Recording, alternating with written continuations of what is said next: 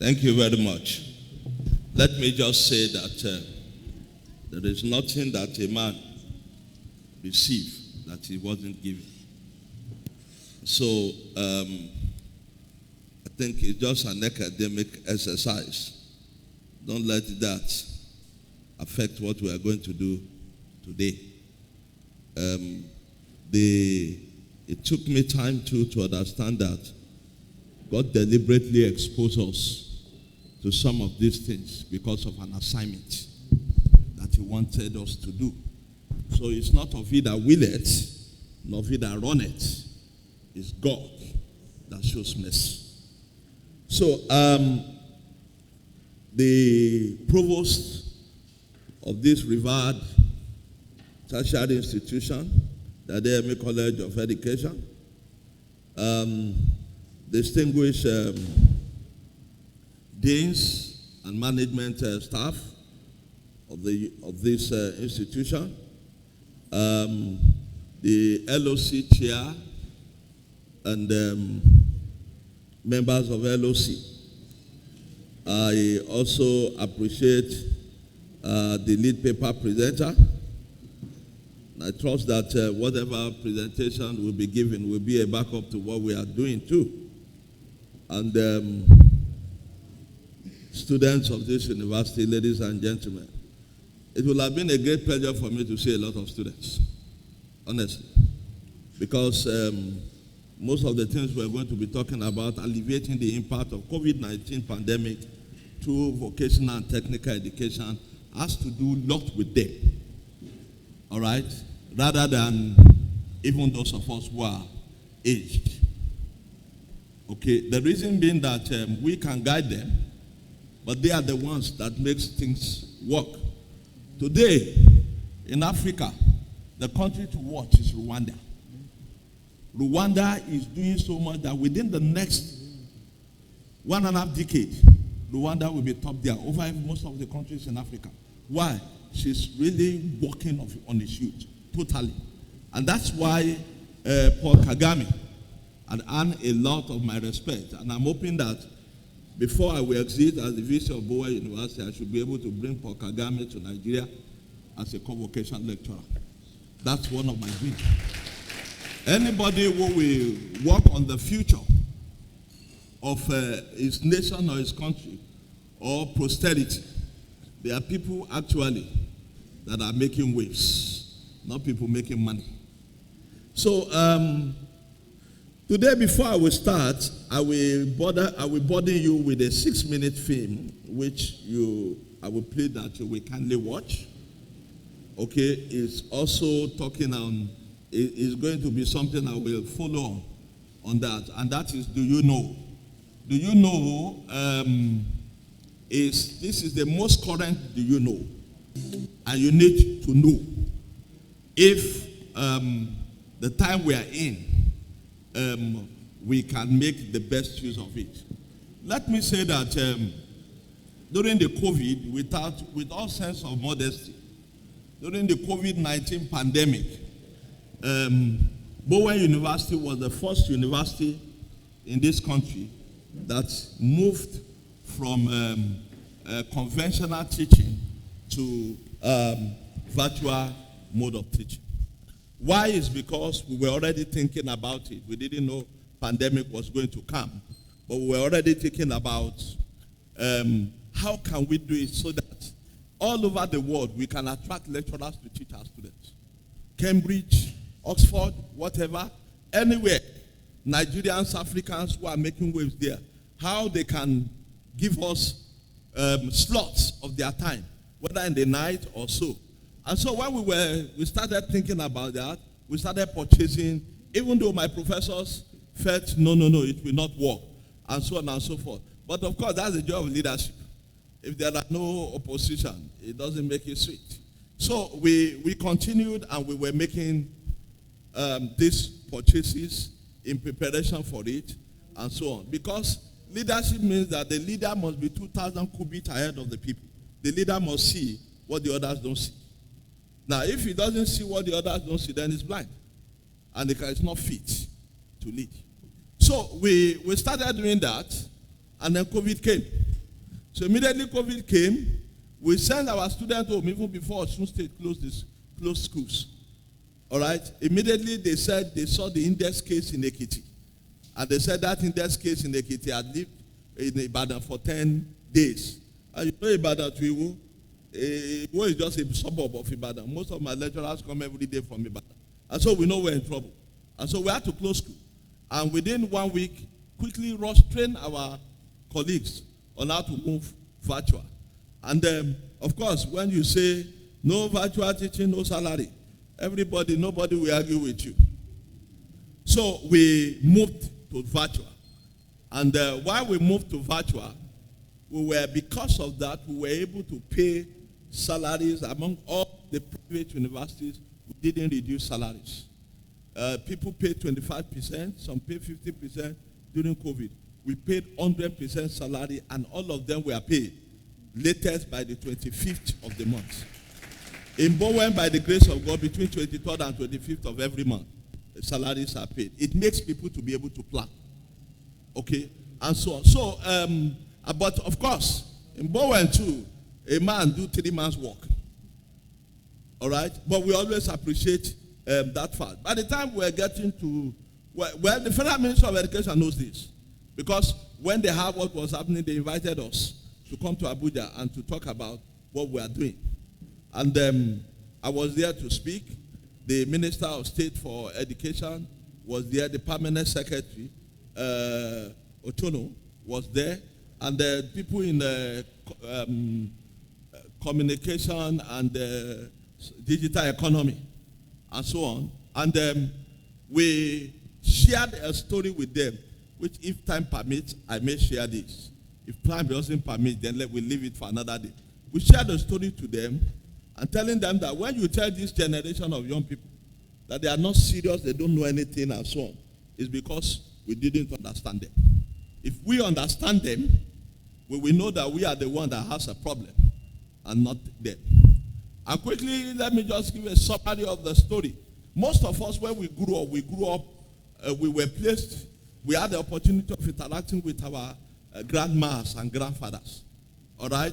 You were the ones that when you were growing up, grandma or grandma told alo, ojokawa, that is a tortoise. You may not know tortoise, but grandma and grandpa described the tortoise in such a way that the next time you saw a tortoise picture or in real life, the question you asked as a child was that, is this a tortoise?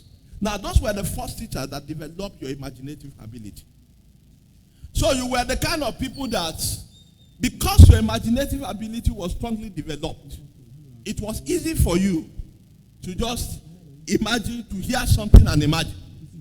All right? And that is why all over the libraries, we are boasting about 600,000 volumes of books and so on. It was for our own generation. It was not for these people. All right? So when these ones came, by the time they were coming, we just, one way or the other, maybe it's the religion we are carrying or whatever it is, we began to see our mother-in-laws and our father-in-laws and our fathers as witches, and we can't keep our children with them. All right? And because we can't keep our children with them, those children lost the contact of imaginative development. So we picked them up and took them to the crèche when they were 2. My own was even worse. My son was before 2. It was in the crèche. Of course, at the crèche, a woman is taking care of about 10 or 15 children. It's only when they see you are coming and the child is crying, they put a feeding bottle and so on. So most of our children develop what you will call certain mannerism and idiosyncrasy. Some. Why? Out of desire to look for attention, and they never got attention, cried and cried and cried, later developed to find succor. Others, one thing or the other, and so on. But immediately they're finishing crèche, we took them again to primary school. Because we will close at 3:30 from our place of work, a child who should finish primary school by 12 o'clock and go to sleep or play, we will ask them, say, is there no lesson? Extramural class. And we push that child into lesson or extramural class. Particularly we in education, We betrayed what education is about. We didn't understand why the whites even set up what was set up and so on. We grew something we also don't understand. And so our children grew up not eating a decent lunch from any plate, but from a lunch pack. Why?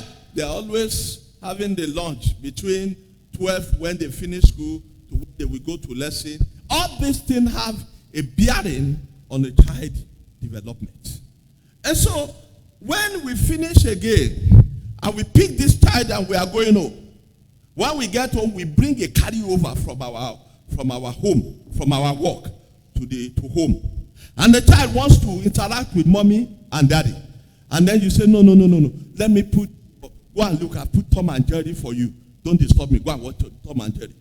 And so all over his life, he stayed glued to Tom and Jerry every time. Now that night is coming upon our life, and we realize that the job is going to leave us, we want to now befriend these children we never befriended before. And then we find out that there is a disconnect. There is a disconnect. They see us now as boring.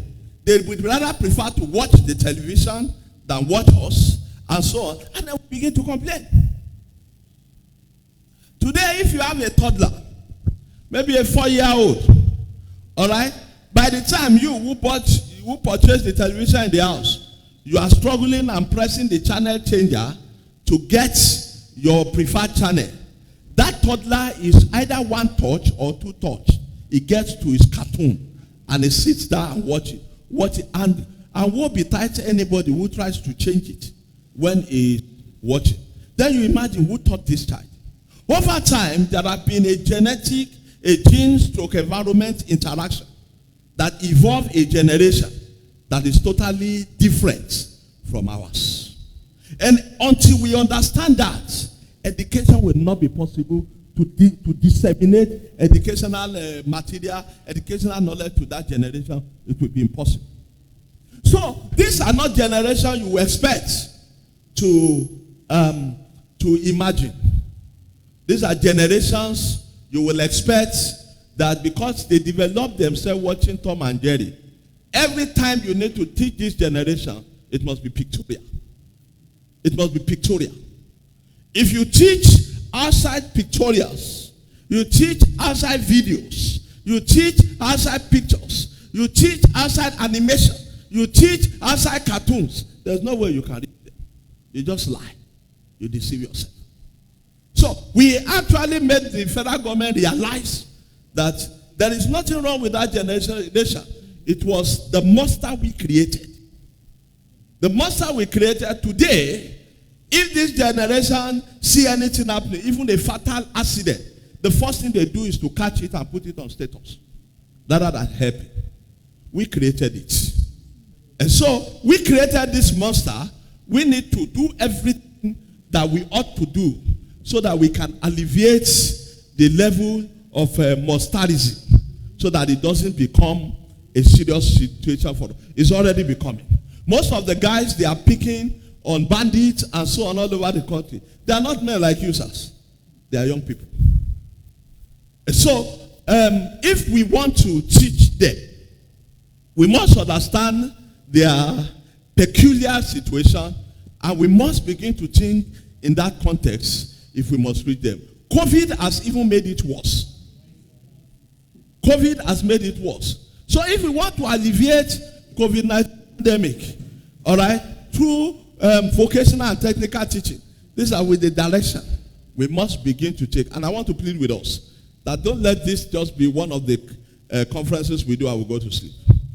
Because the future of any and every institution now in Nigeria depends on what I'm talking about. And I mean it. And I say just watch what is going to happen in the next 10 or 15 years.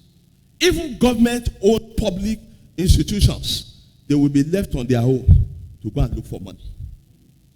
It's already happening, sir. But it will be worse. So the earlier we arise and know and we can see ahead by now, the better for us. Now, having said that, I will just share a little after watching the video. share a little on why the new normal that has come with COVID-19. Okay?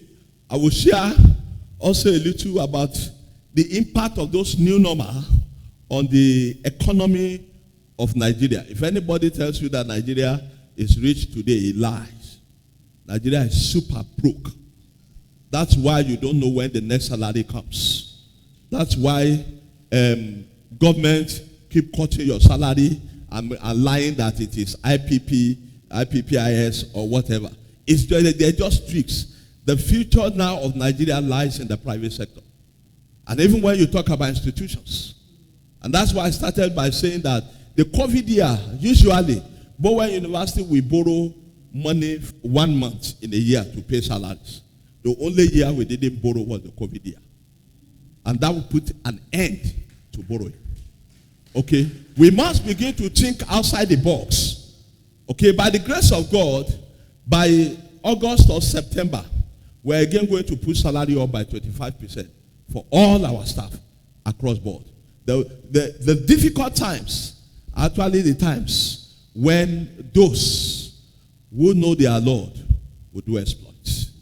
And I trust that the year before I leave, I will do another 10% and use that as an exit by the grace of God. So after that, we will just share some of the things we have done in Bowen during the COVID to bring us up and bring us out and distinct us from other universities. And then I will pose a challenge to us. How and what can Adayemi College of Education do? So can we listen to Do You Know?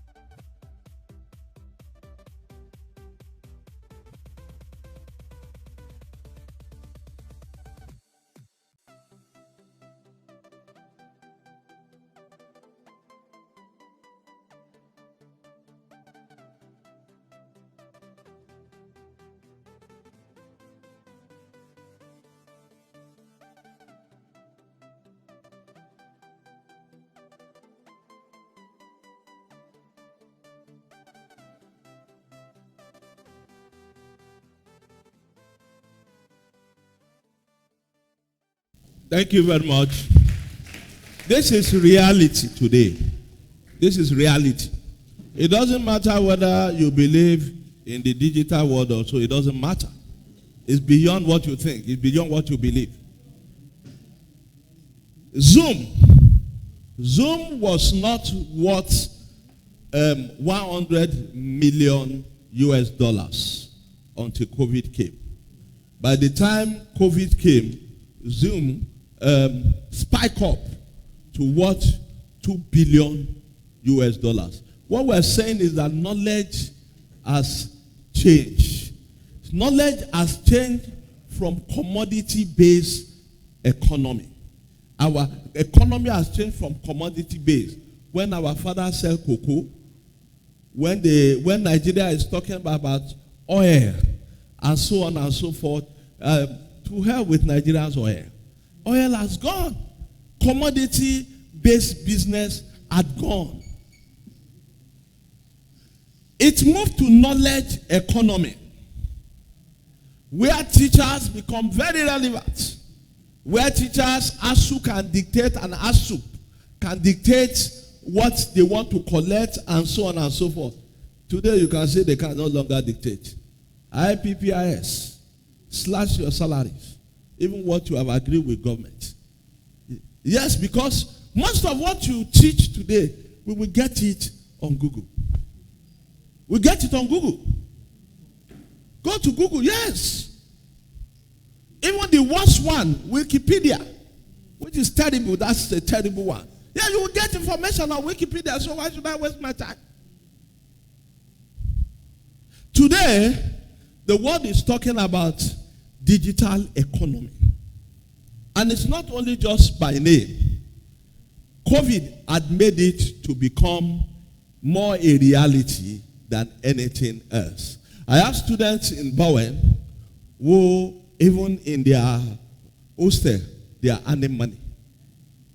They are earning money, 500,000. And so, one is great, fell.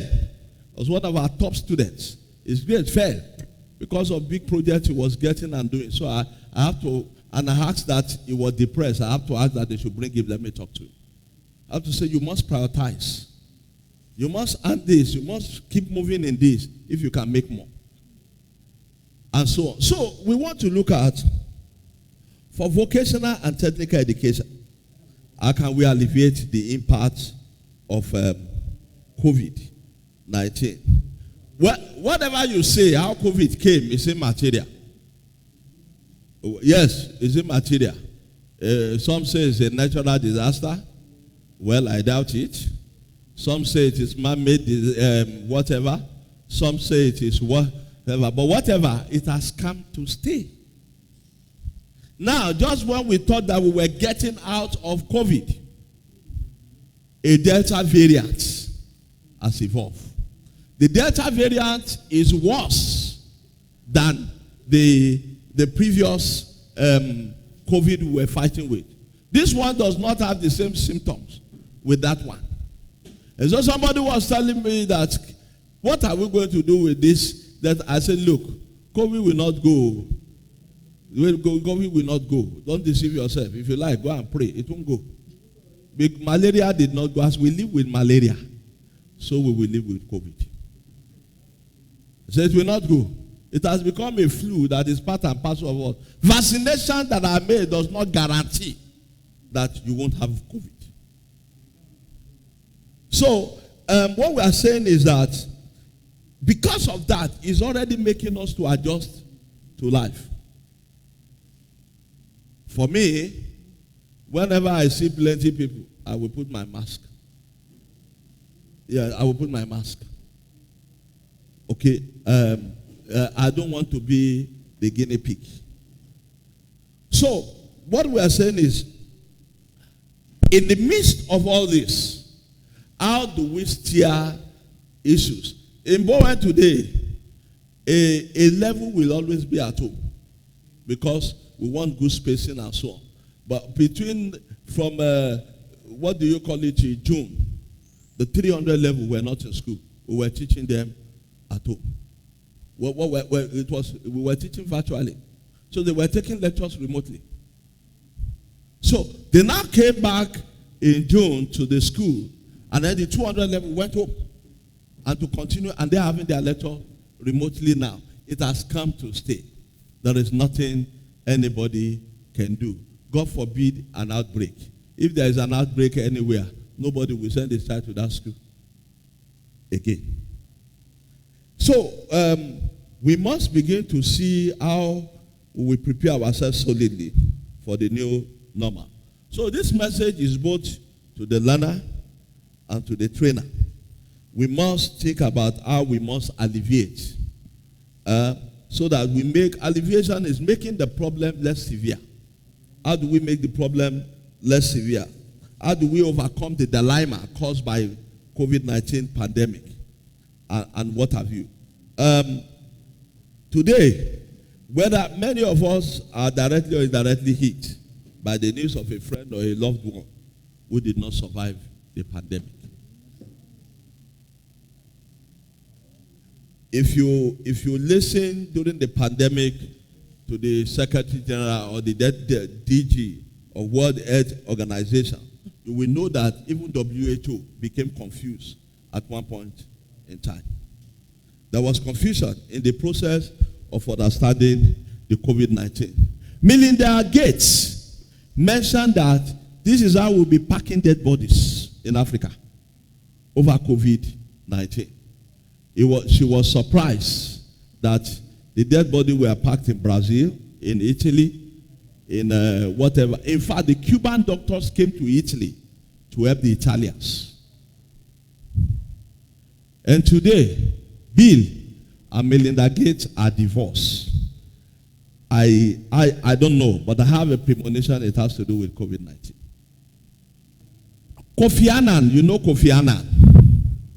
He has always believed that knowledge is power and information can liberate a people. The premise for progress is education in every society and in every family. So that you don't fight a man who knows. You befriend a man who knows. One of the things I've seen in our generation is we get so envious that we bring down the man who knows. And that is why we're in the pit, even as Africans. So I'm here to inform you that education is still an important tool for alleviating the impact of COVID-19. And I'm certain that vocational and technical education is pivotal in addressing this problem. I'm very certain. Now, there are certain prevailing problems. All right? And if I don't highlight the problems, our lecture may not be clearly understood. One of the prevailing problems is people who borrowed money from banks and so on could not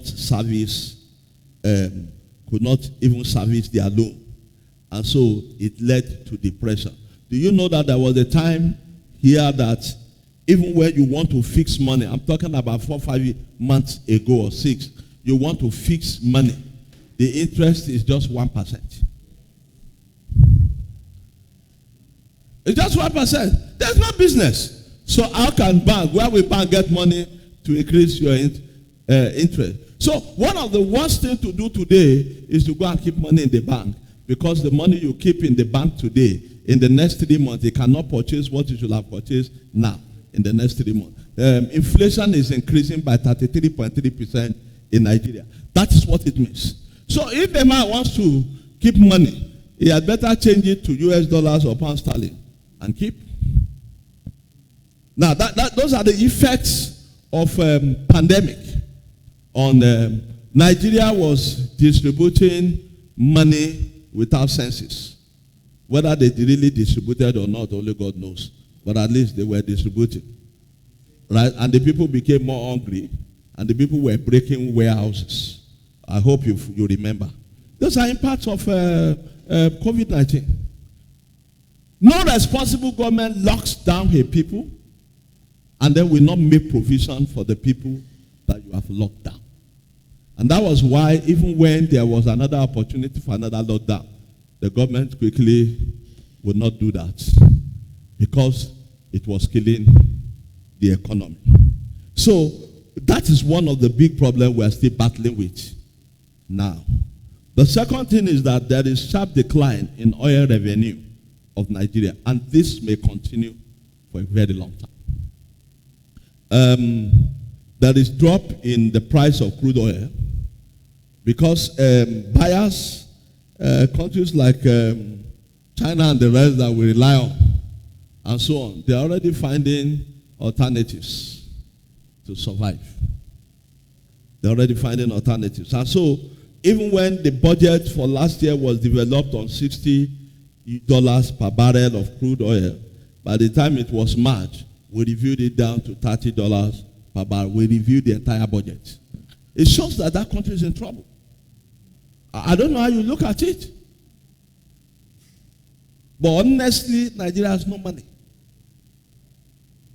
Nigeria is living from hand to mouth now. And it has worsened because of COVID-19. Many things were shut down. Many businesses could not continue. Many people did not earn salary. Particularly the aviation business. They laid them off. I know private universities that gave their staff compulsory leave, no pay. When they were complaining and so on, I know the vice chancellor that was sacked, of a private university that was sacked. And one of the things the proprietor said is that, so how is Bowen doing his own that you can't teach? So these are signals to us that all is not well. That all is not well. Even when we want to import our basic needs from countries like China, from countries with our crude oil and so on, they, because of shutdown, they also were not producing much. They were not producing much. And so, before you know it, Australia was even what? Nothing was coming in. The only thing are the essential exports were moving out. So, we have had a reduced national budget. Even when our national budget was not reduced, we were borrowing. Now that national budget is reduced, what are we going to do? Those are the problems, and this problem have a long-term implication, not only on us, but even on posterity.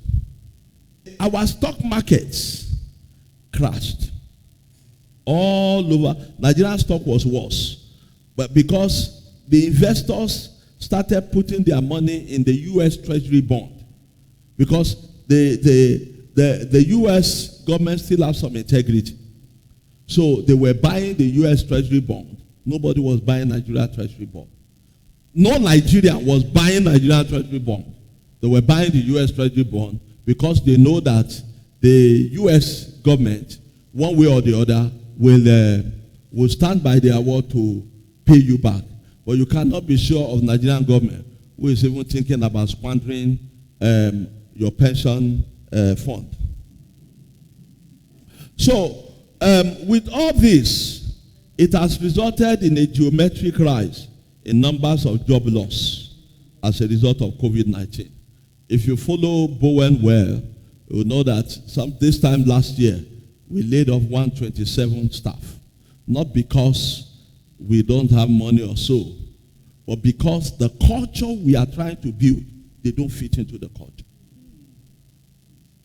And when an institution finds himself at an inflection point is the point you get to where if you don't do anything, you will get stuck there or you will come down. If you want to go up at an inflection point, there are three things you must do. You must change your culture that brought you to inflection. Okay? If the culture is a culture of late coming, if the culture is a culture of I don't care or laissez-faire attitude, you must change that culture. You must change your products. Your product is your student. So you must begin to address your curriculum. Don't wait for MPT or whatever to address curriculum. We don't wait for UC to address curriculum. And I make bold to say, since I have become VC of Bowen University, all accreditation has been full. But we don't pursue NUC minimum standard. No, we pursue market standard. Because we are sending the children to the market, not to NUC. And if you fulfill markets, if you fulfill market, naturally, you will meet the standard of the regulators. I remember that an accreditation team came for nursing. And when they were wrapping up, the leader told me, he said, nursing, that you don't have many staff VC, and so on and so forth. And I looked at him, I said, sir, you're a professor of nursing. Can you recommend 2 of your students to me now? I will employ them now. I said, just give me 2 of your students. I'll employ them as we're talking. And then he laughed, and then he said, it's difficult. I said, so when you know it's difficult, you, a professor of nursing, cannot get me. Then you want me, a farmer, to know where they are. I said, come on, let's be realistic and so. And the man felt I was rude. And they decided that they were going to give Bowen University nursing interim accreditation. And the rest told him, no way. And because of that, they had a fight. There were 2 reports that went to AUC. I followed it to AUC. I told them, no.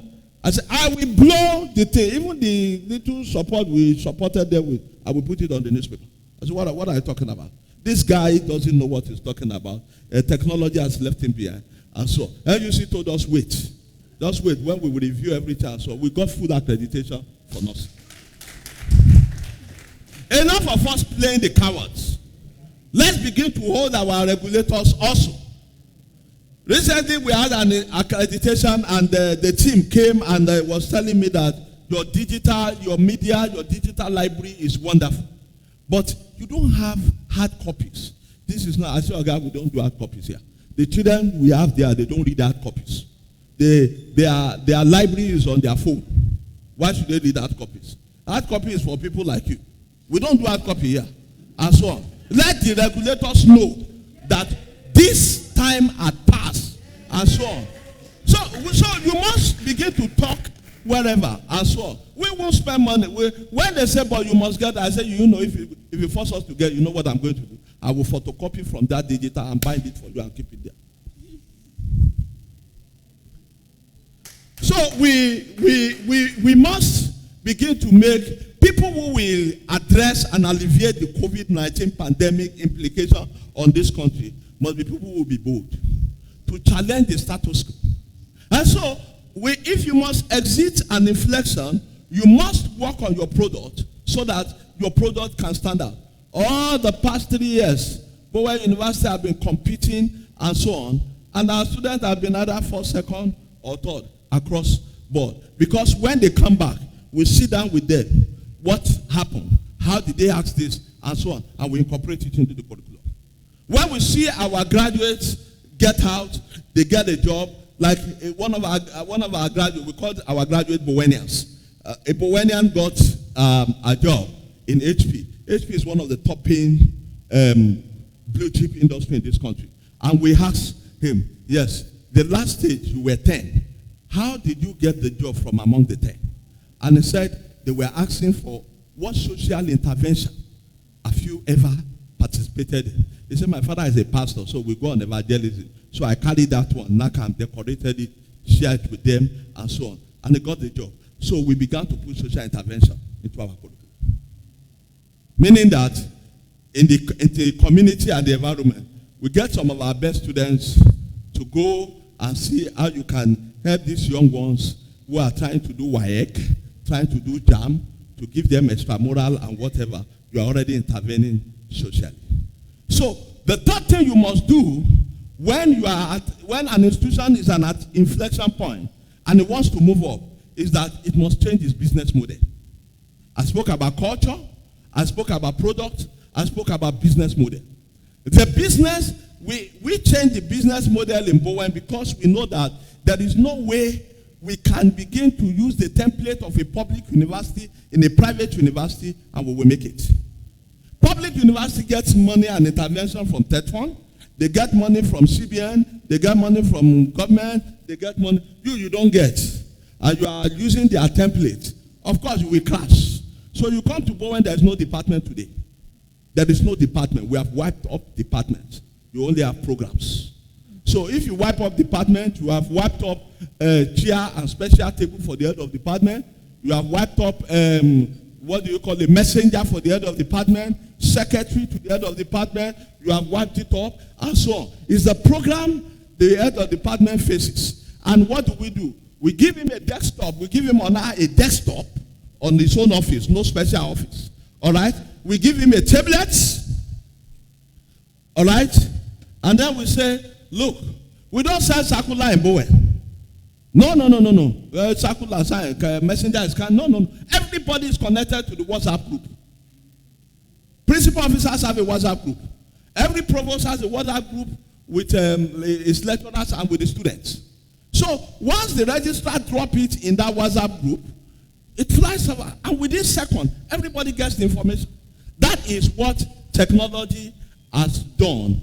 And that is, the first year we tried it with noise, we saved 14.3 million naira from stationaries.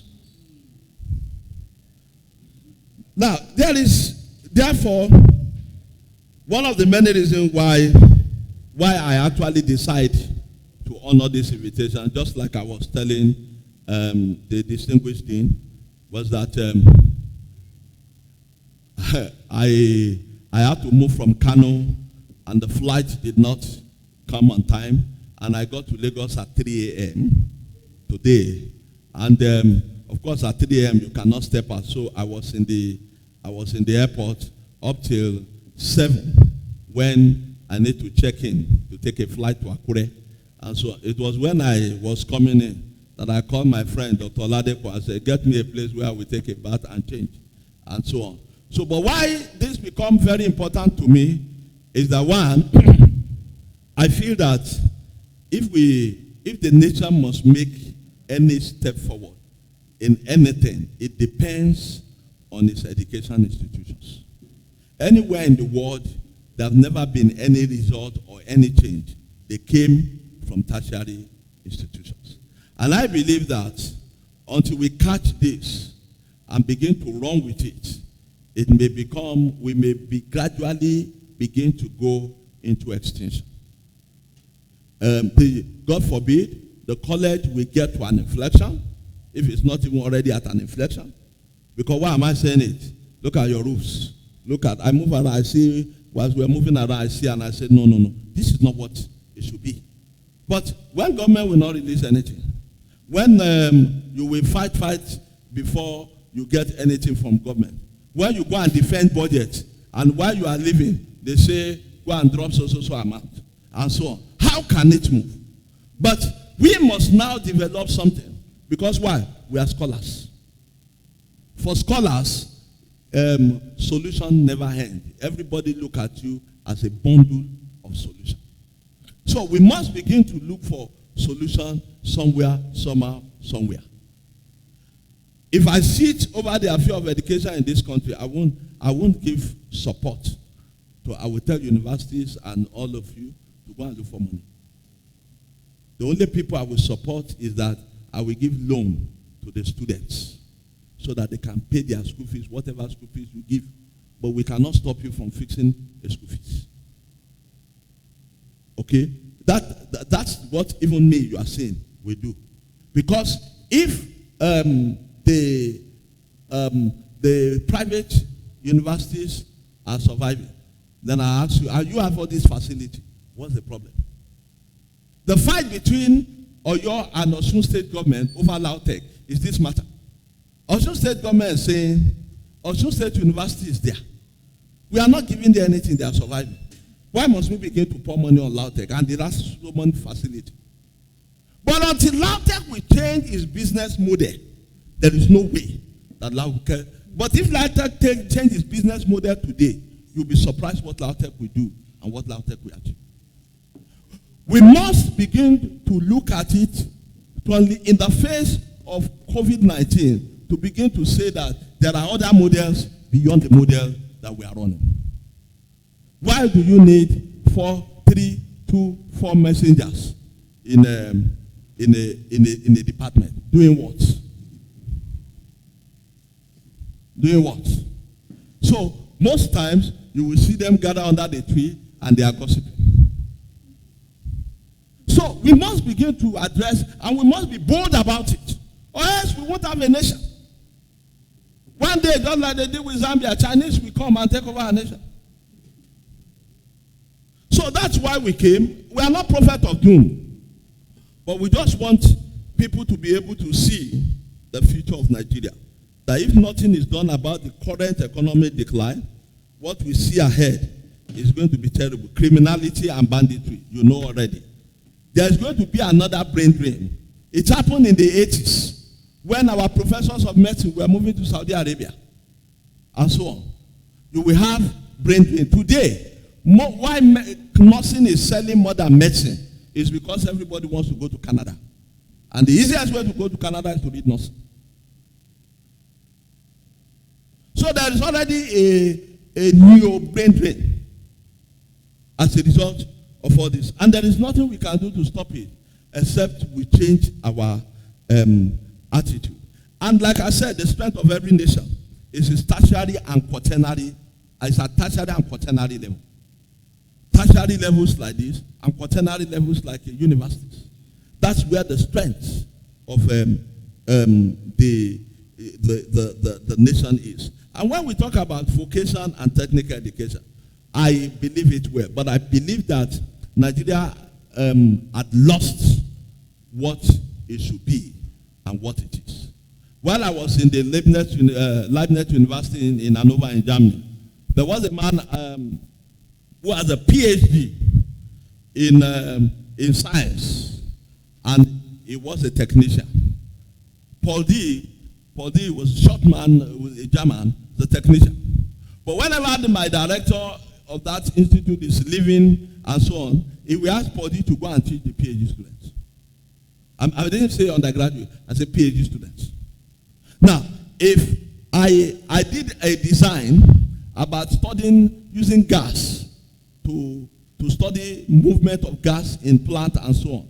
But I told them, I said, I wrote it, it's my design and so on, but I don't know how to do it. So it's me who wrote it. I said, I can write another one for you if you want. I said, but it's my design. But I don't know how it can be done. And the man told me, he said, that's why you are here. He said, that's why you are here. And he said, no, Podi will do everything for you. Cut the wood. The man will carry wood and use saw and cut it. When there is mixture of chemical, the same man will mix chemical. When instrument is collapsing, the same man will go and I said, how did you study your own? He said, if you are in Germany, you must know all. Now, I told him, would you want me to invite you to Nigeria to spend a month or so that people will see? He said, 1 month I went to Russia. He said, the whole place could collapse. I'm going nowhere. But today, I am still looking for a Nigeria who will be in the university, who will fit into all this. We need to change the way we plan our vocational and technical education. When we got to Bowen is known for entrepreneurship. But the entrepreneurship Bowen was doing was skill acquisition. So you see a student of law who has opened one of the very brilliant hairdressing salon and so on.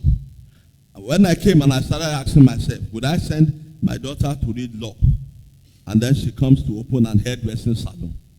Would I applaud that child? I said, no. I can train somebody with an, what do you call it, school cert.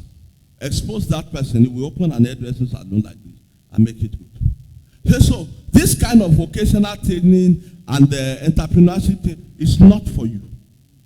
Go to universities today, you will see 200 sewing machine, 250 sewing machine. And they say, no, it's entrepreneurship and so on. Not for a university. That's for young people who have no job, who finish secondary school. Entrepreneurship at the level of a university, at a level of colleges like this, must be entrepreneurship that is digital. Must be entrepreneurship that can produce some skills. I have a girl, Bolu Esen graduated Mass Comm 2007. And when Bolu Esen was graduating, Bolu Esen picked interest in graphics, digital graphics. It's just an interest. She picked interest in digital graphics. And so she developed herself. By the time she graduated, there was no job. Boluese went into blogging. She became a blogger. How could you finish from a tertiary institution and you have no job? So she became a blogger. And so December 2018, when I had my first riot with my students, because they felt that my approach was not the kind of approach they wanted. And they thought that this man is simple because he plays and mixes with the students. But they didn't know that the crouching of a tiger is not out of fear. It's just his style. So they started and they were using the social media to, in fact, they went to the essence that the VC closed the school because a 400 level student impregnated the wife of the VC. Everything was in the social media. So many things every day. And so I was getting calls from all over the world. Canada, whatever, and so on. Is it true? Is it whatever? And I was just laughing. And people were saying, VC, we need to set records straight. Can we go to Punch, Tribune, and so on? And I said, what are you saying? The war is at the social media. You are going to Punch. I said, because your mindset is always Punch, Tribune, and so on. They are fighting social media. I am watching the number of people, the number of clicks, the number of impressions as we are going. You, my own advisor on public relations, you are telling me let's go to Punch and Tribune. Then you can't advise me. You can't advise me. So, by the time I said, can you get me any graduate of this university who is into this kind of thing? And so that was how I was introduced to Bolu. And then I said, Bolu, what can we do? She said, we need to first do an analysis of all these things and decide based on the analysis whether we are going to respond or not. So go ahead. She did an analysis, presented the result, and said, you need to respond. Or else the number of people believing it, they are getting high. So we put together a response and so on to go to the social media. And then we say, Bolu, how much are we going to pay? So you are paying me 2.2 million naira. And I said, bad. But I said, I'll break it down for you, coach. I said, you see, I'm going to use 5 bloggers aside myself. He said, Linda Ekeji will collect so. The topmost blogger in this country is Linda Ekeji. That if Linda's money reduced by 1 penny, she's not blogging it. And so on. So we had to look at our home money and say, okay, give back to your school. And so I was able to pay her 1.7 million. The day I paid 1.7 million to Bolu, I asked for the file of the PRO of the university and I sacked it.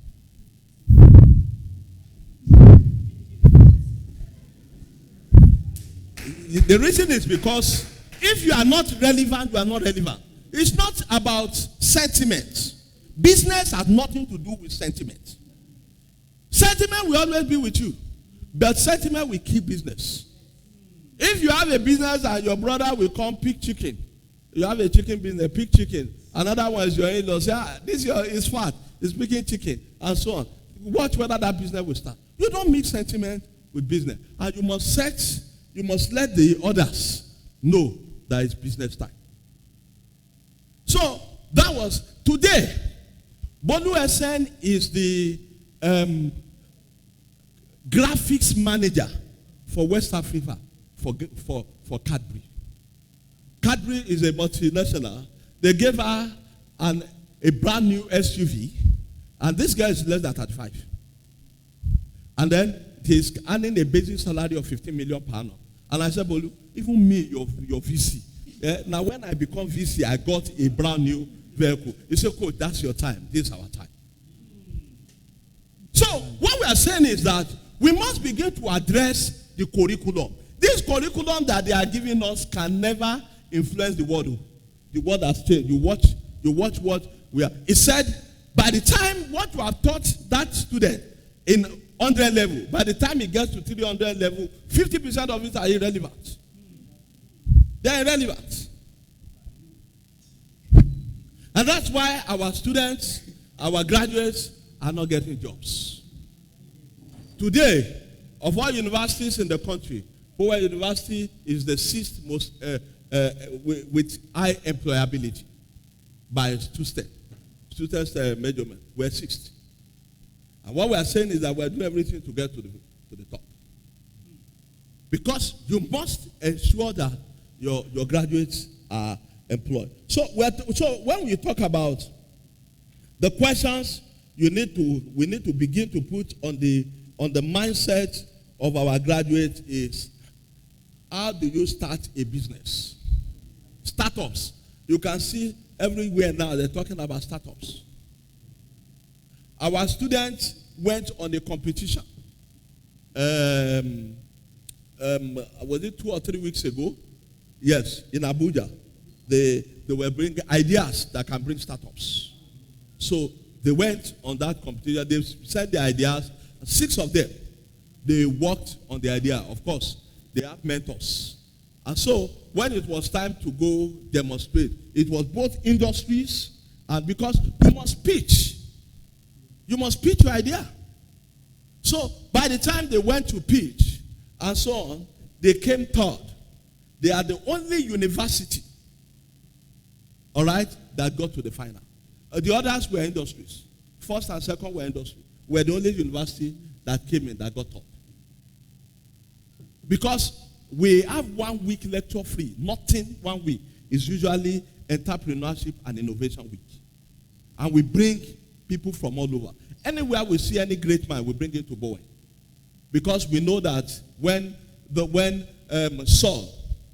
Samuel told Saul, he said, as you are going, you will see the sons of the prophet. If you join them, you will prophesy. And when Saul joined them, he prophesied. So we know that there is a spiritual impartation when you mix in the midst of those. So when we hear anything trending, we bring the person. If we can't employ him, we will pay him to come and demonstrate what he's doing to our students, so that the mindset for entrepreneurship will develop. It must be that you must work on the mindset. It's difficult to move from the system we have known for years to come this way. But this is COVID. We must change mindsets. And it must start with us and then our graduates. We must introduce our students to case studies. When Jim Ovia published his book, African Rise and Shine, it was the story of how he developed Zenith. The day we saw that book, wow, we said this is a good book for study for entrepreneurship. We wrote to Jim Ovia that we want 100 copies. And we sent him a check. They said it's 9,000 naira. And we sent him a check of 900,000. And we said we want 100 copies. Jim Ovia sent us 100 copies and returned our check. And he said, this is the first time I'm seeing a university ready to pay for what he believes in. He gave it to us free. We will tell you when we get to our mediated reading plan. We'll tell you what we did with them. If you want to be an entrepreneur, you don't know stories about entrepreneurship. It becomes difficult. Today, you cannot just teach a student because he has come to read engineering. You cannot just teach a student just engineering. As he's learning his business, which is engineering, he must learn his interest. So you must look for let the student tell what is his interest. So he must learn his interest. Instagram, for instance. You know Instagram. Instagram was developed by Kevin Systrom. Kevin Systrom was a marketer. He was working for a marketing company, but his interest is programming. So Kevin sits every time, like people want to listen to music, people want to relax, you want to watch, instead of you relax by watching African Magic and so on. Kevin relaxed by programming. And so I was just playing with this thing, and this thing was bubbling into something that it could make sense for. And Kevin decided to spend more time on it. And before you know it, Instagram evolved. He didn't call it Instagram. And he said, who can I sell this to? And he went to Mark Zuckerberg. And he told Zuckerberg of Facebook that in the next 5 to 10 years, Facebook will be useless if you don't add value to it. And say, I have something that you will use. And he sold Instagram to Zuckerberg for $1 billion. Will marketing ever have made Kevin Systrom a millionaire? No. But his interest made it. So if we want to teach this generation, in the midst, and we want to alleviate COVID, this morning, as I was trying to board a flight to Akure from Lagos, I was cold, so I put up a pullover of Leighton Bowen University. And a young lady saw me and said, wow, that's my university. I said, wow, that's your university? When did you graduate? What did you read? I said, biochemistry. He said, but see where I am. I said, where are you? I said, where are you? He said, no, I'm working. I said, yes, of course. What else?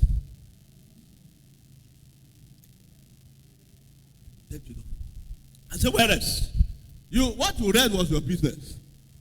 Don't you like what you are doing? He said, I enjoy it. That's your interest.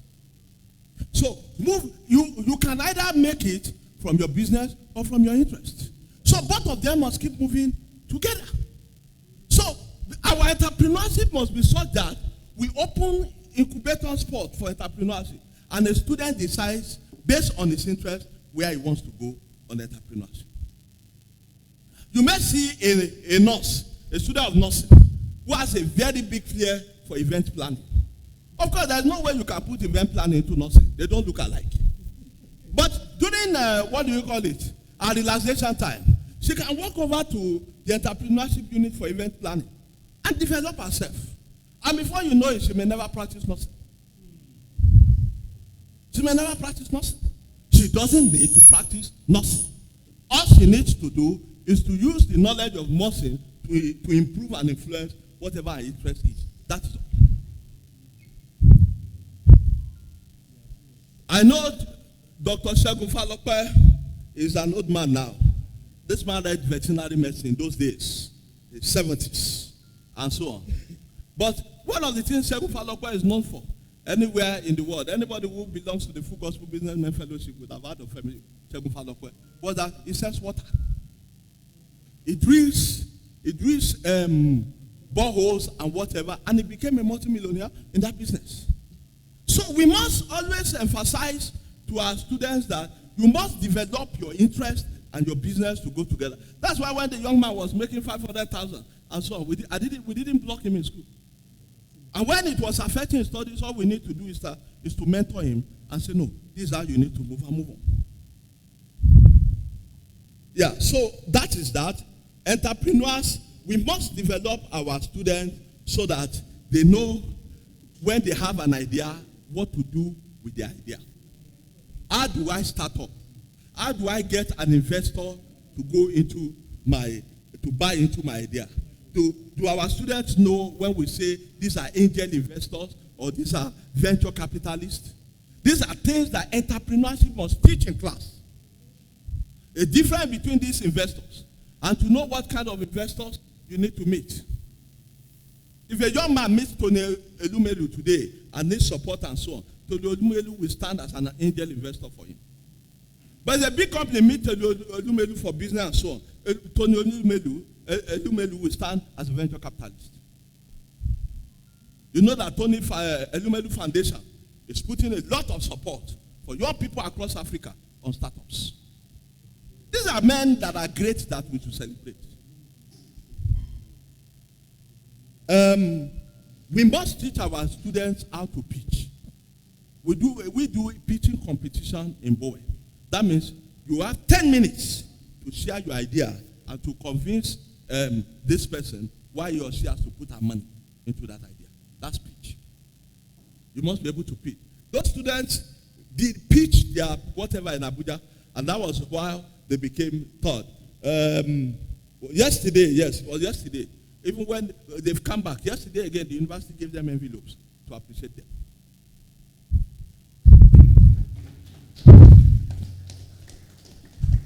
We may say we don't have money, it's true, but we know where our money should go. So we must be able to equip our graduates in such a way that they must think about how they can transform locally made material into international brandable commodities. It's our own. Many times we want to write papers, and we want to write papers like they write in America. Our papers become useless for us here. Okay? When we go to Bowen, I will say, no, we are going to give a new direction for research. And we say, what we are going to do is this, is putting science on indigenous knowledge. It's our indigenous knowledge that you must put science on. So today, the Chinese sell you every tea, Chinese lemon tea, Chinese, and so on. They collect the lemongrass here, and they go, they reform and sell it back to you.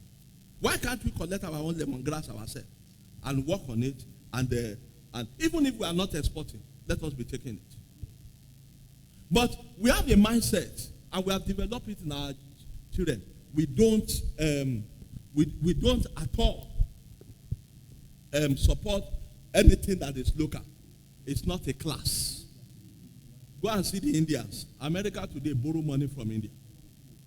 India will never buy anything that India is not producing. So we must begin to look at our curriculum again. Honestly, we must begin to look at our curriculum again. How does an engineering student?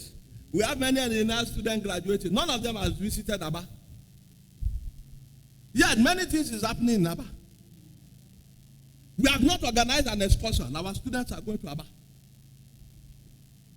I can make bold to tell you that in these past 3 years, Bowen is celebrating 20 years now. It's a week of 20 years. In fact, I must get to Bowen by the grace of God before 3. Okay. Now, I can tell you that in the past 3 years, our students have gone on excursion more than all the years put together in Bowen. Why? Exposure-based education is different from any other kind of education.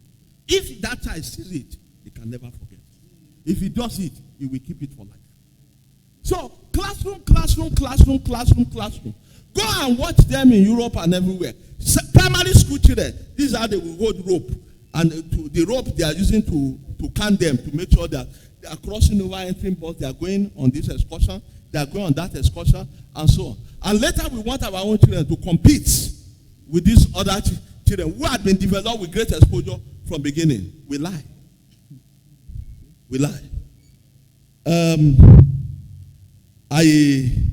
I will want to say quickly that we need to invite supposedly uneducated but creative Nigeria to class to engage our students.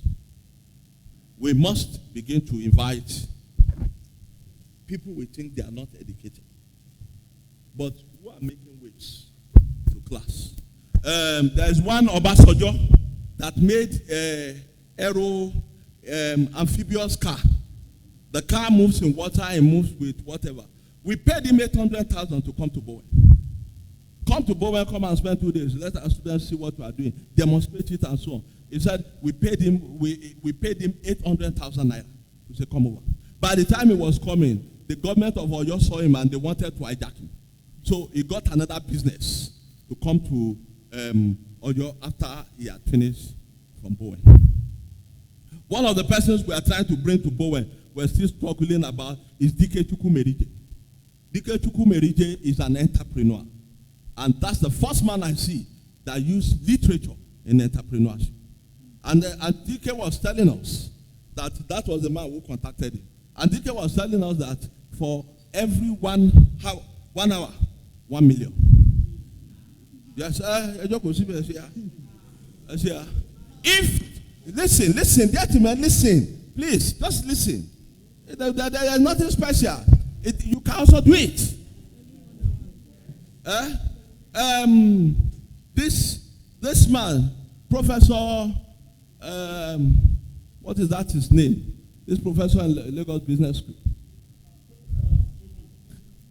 Patu told me before about I've been earning 1 million per hour more than 10 years ago. Now Patu told me per hour and 5 million. Tell you, if you call me, if you see Pat hold the mic and Pat is talking invited and so on, if you spend 1 hour, you are dropping 5 million into his account. People have developed themselves. Develop yourselves. They've developed themselves. It's not just the million.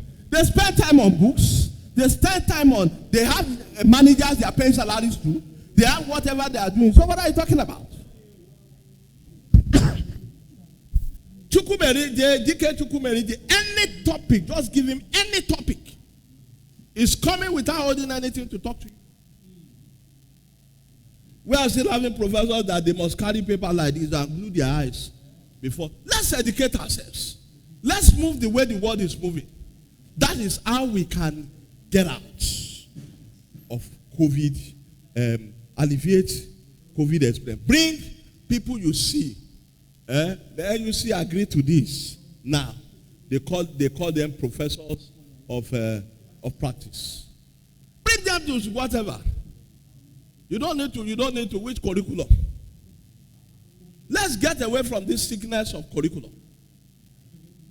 It's not in the benchmark minimum and all those nonsense. We always, every year, we will bring people from ExxonMobil. ExxonMobil bring people from Cornfield and so on to come and engage our final year students on real interview, job interview. So they do simulations. Yes, let's come in. The way you walk, the way you dress, the way you whatever, and so on. That's the business. So you tell you when you say, Bowa is charging your child 1 million naira per whatever and so on. We say, we are even helping you. Your child will be different from others, and you will know it. Today, if not for COVID, I was already talking to parents that our students will start excursion to Kenya, to Ghana, to Rwanda, and to South Africa. And we said, you are going to be paying the flight. Who will be taking care of accommodation? Why? Because if we don't take care of accommodation, they will leave scatteredly. We won't be able to collect them. So we will take care of the accommodation. So let the children take care of their own feet. But there is no way that time we go in Kenya from Nairobi to Kisumu and come back and remain the same. It's not possible.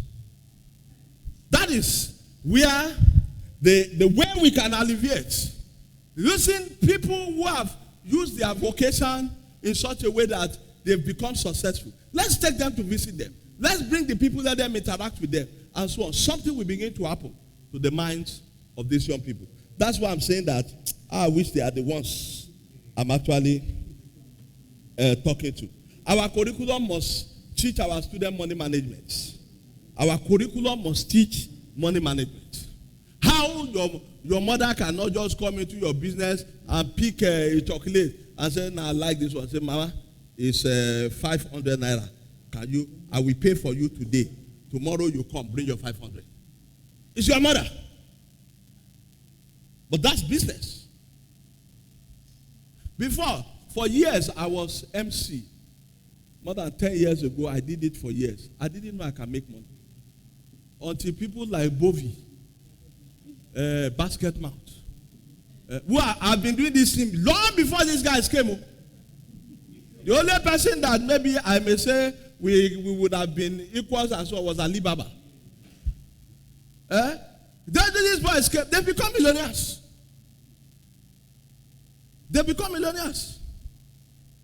AY was jobless when he finished from from Wari, what do you call it?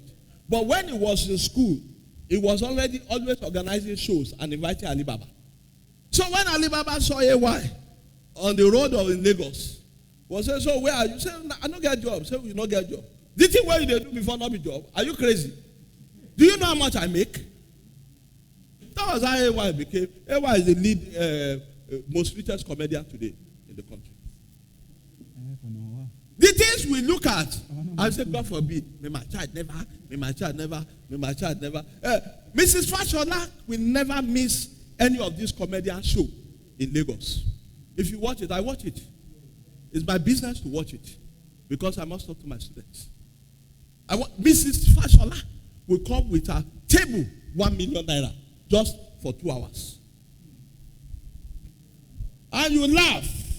And when you laugh, you go back to your doctor, they check your BP has come down.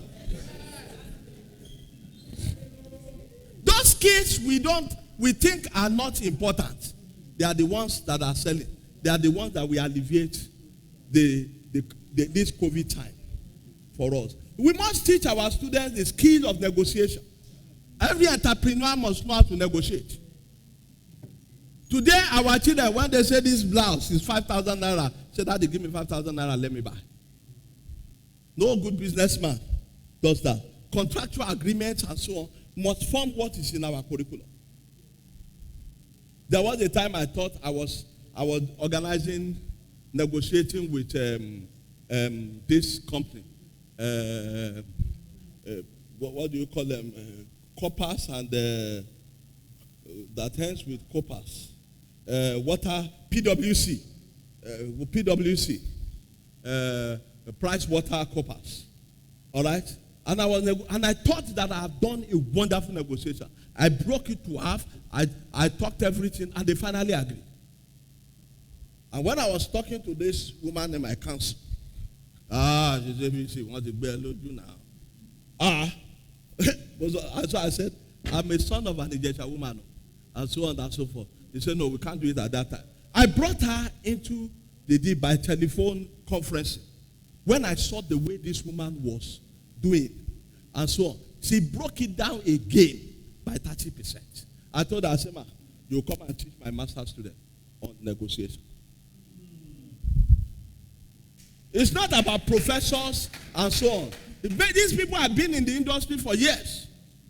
She used intimidation, she used harassment, she used everything, she got it.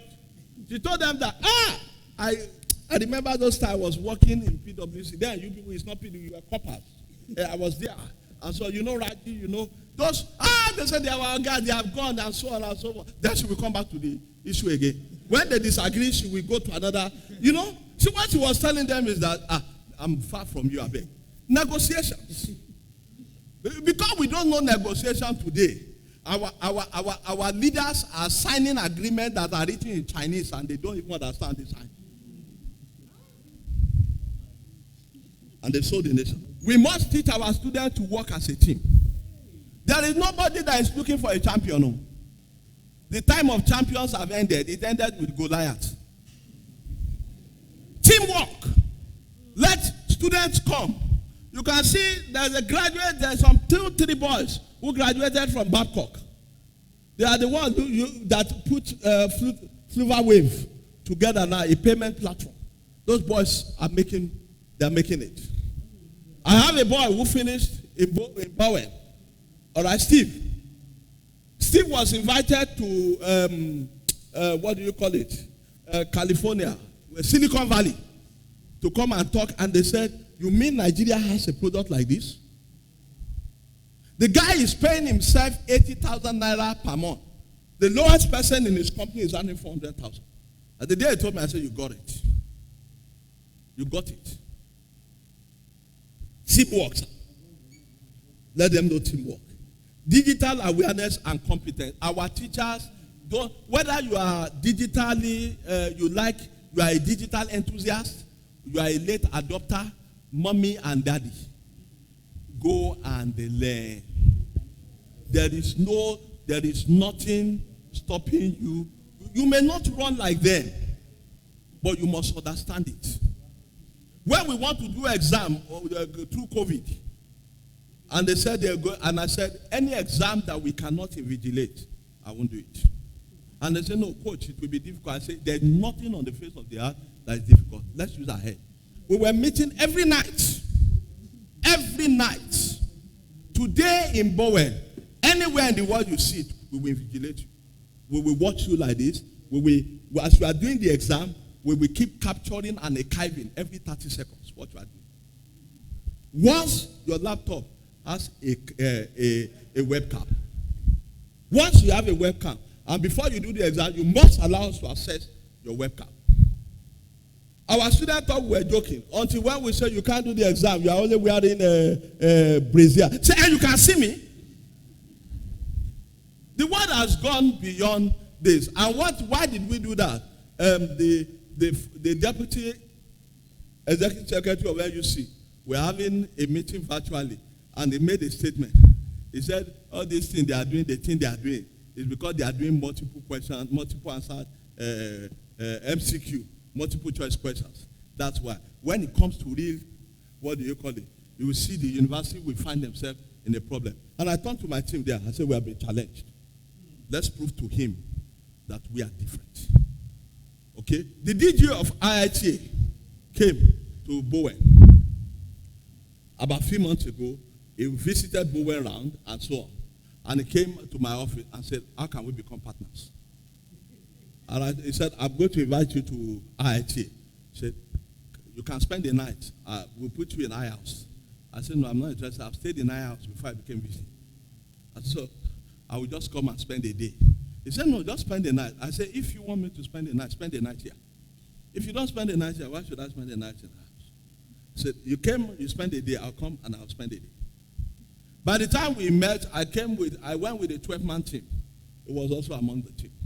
By the time we went, his deputy, who is a white man, was saying that all our agreements we have had with universities had not benefited IIT. It has only benefited university.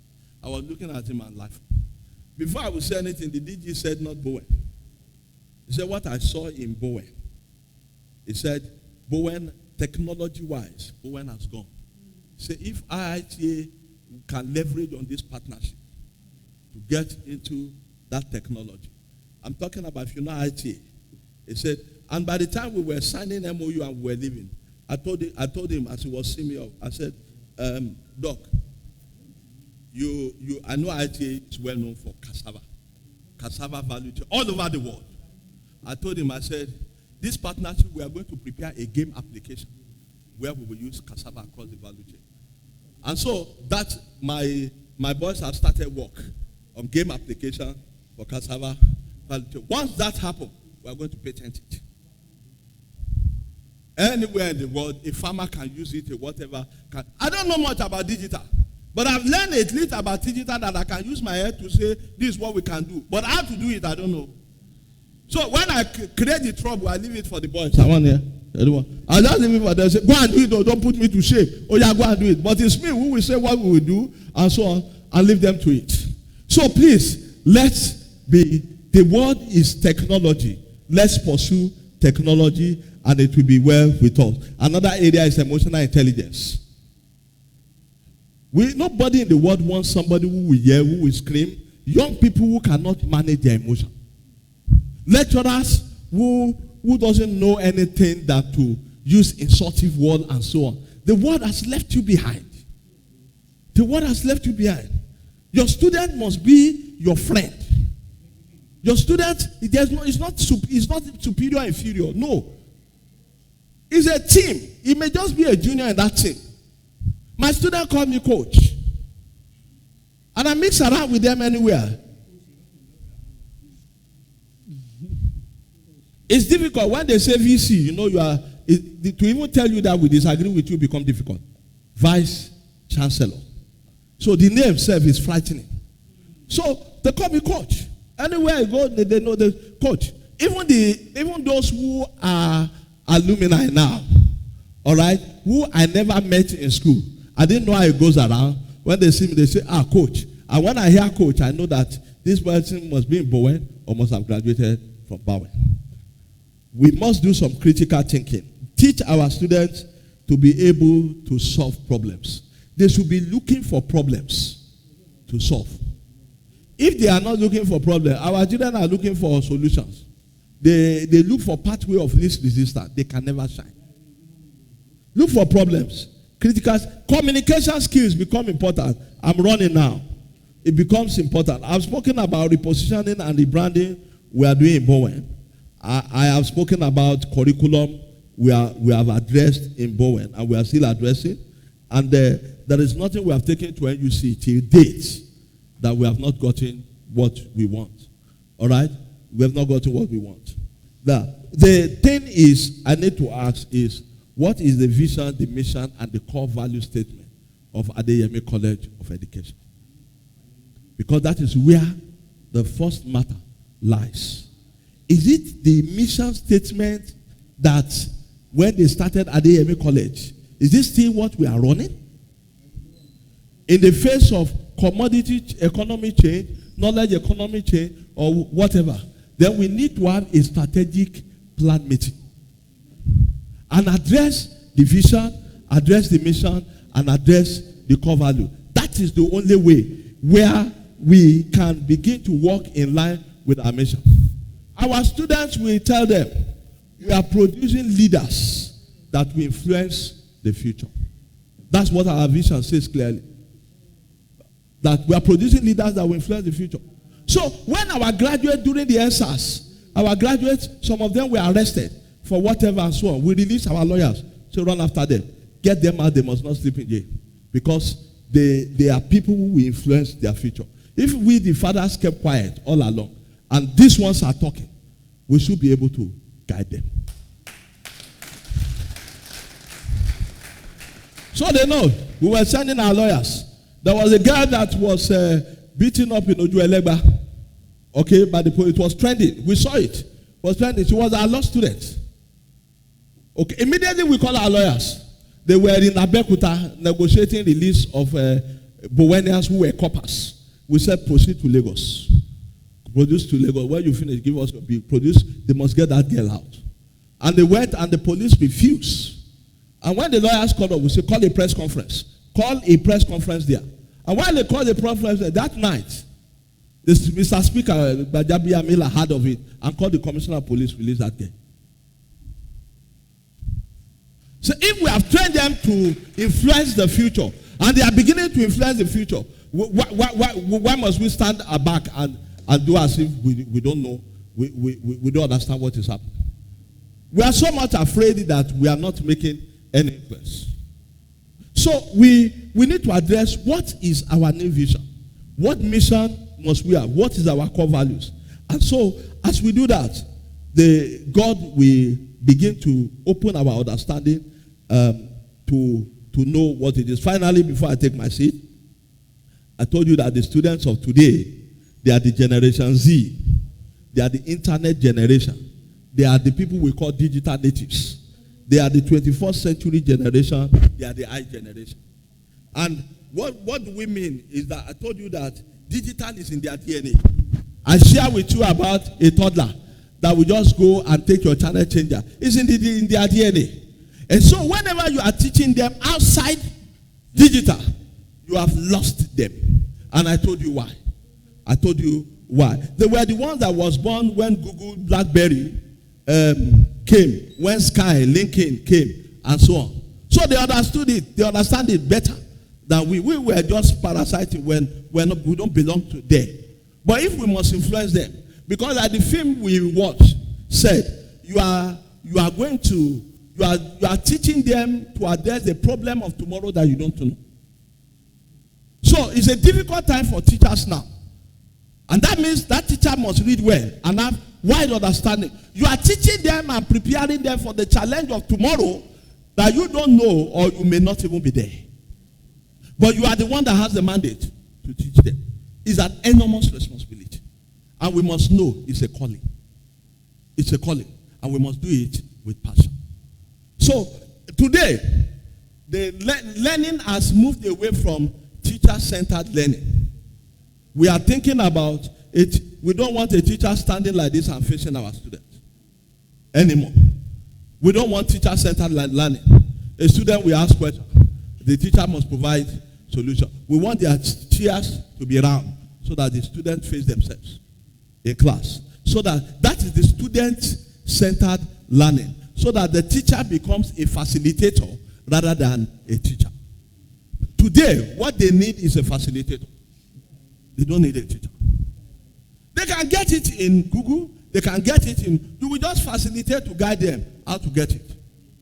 You will just facilitate to challenge their thinking. You just facilitate to make them engage in something that can push them forward. Not the way we were taught. We can never teach them that in this period and get result. Let me tell you a little thing we do in Bowen since we came in. We began to work on the student leadership. And we organized a one-day visit. We said from the students, somebody will be, for one day, will be vice chancellor. So in this first one, that is a young man that became the vice chancellor. He's was a 400 level student of medicine at that time. So he carries everything. The vice chancellor stepped down, every paraphernalia of office, the car of the vice chancellor, the whatever. He sits over Senate, he meets with whatever, and so on, and then he shares his experience. There is no student that pass through that who will not understand something.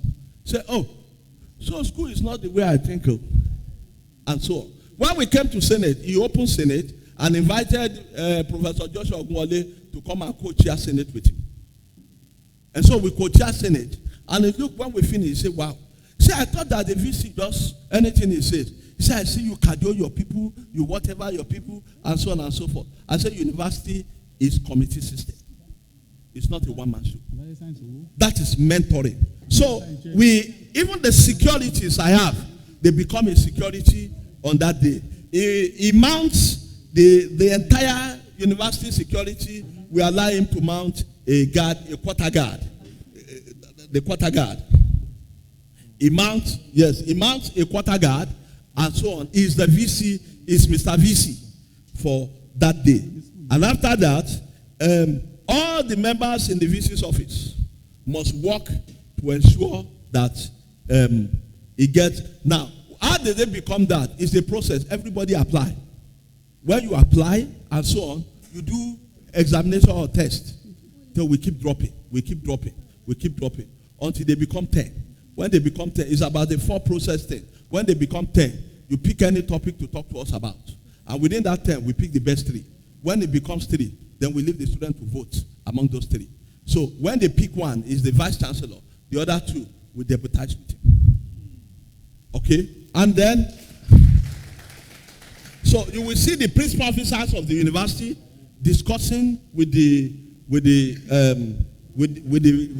vice chancellor. Is the vice our staff have been made to know that it's about the chair, not about the boy. Whether it's your son doesn't matter. It's the chair you respect, not the person. And so you are letting the student understand that. Okay? The decision that the vice chancellor takes on that day, we allow it to go. This one insisted that the students get light out at 10, and they just approved light out midnight. When they say, I say, no, it's the vice chancellor. It's the vice chancellor. So is it not one day? Abba, it's the vice chancellor.